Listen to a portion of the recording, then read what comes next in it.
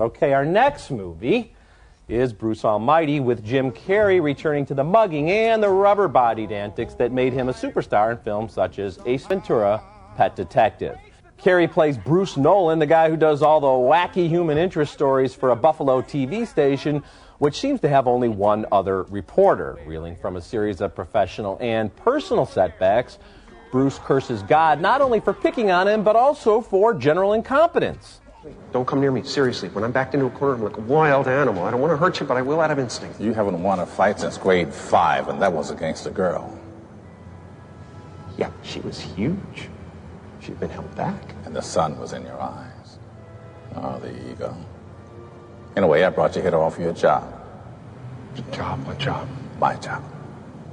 You think you can do it better, so here's your chance. And that's the great Morgan Freeman doing a twinkling interpretation of the man upstairs that kind of reminded me of George Burns in Oh, God.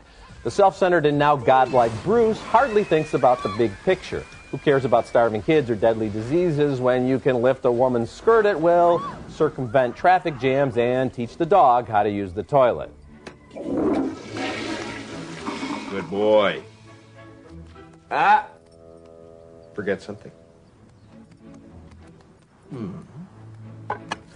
Good boy. This is not a subtle film. Bruce's girlfriend, played by Jennifer Aniston, is so pure and good that she runs a daycare center, and her name is Grace.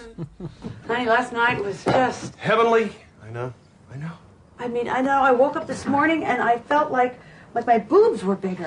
Bruce Almighty has elements of Groundhog Day, It's a Wonderful Life, and even an earlier Carrey film, Liar, Liar. But the film isn't really interested in exploring its core concept beyond the obvious jokes hammered home by pop songs about God and power. Though I still think Carrey could have a Tom Hanks-like career, he seems to be reacting to the commercial disappointment of Man on the Moon and The Majestic by giving audiences exactly what they want from him. Now, although I think Bruce Almighty is something of a lost opportunity, I am going to recommend it because on at least 3 or 4 occasions, Carrey made me laugh so hard I had tears in my eyes, and that's a heck of a trick. I'm a tough laugh, so thumbs up for Bruce Almighty. A strong finish for you. I thought it was going down, down. I laughed enough. Okay, well, I liked it. I liked it. I like Carrey. I like him in this movie. I like the premise. I like the way that Morgan Freeman kind of runs him because he's not really God on a global scale. He's kind of God on a local Buffalo scale. He's a Buffalo God, if you will. Also, the in-jokes about television were kind of funny. Well, like I said, I am recommending the film, but I don't know why so many movies about advertising and about television seem to know nothing about it, and you're figuring that some of the people who made the movie probably work in that field. All kinds of... But like I said, I mean, this is about as realistic about news as the old Mary Tyler Moore Show with Ted Baxter as the anchorman. I think, in a way, movies that are really realistic about television would be too slow to make into a comedy. Maybe so.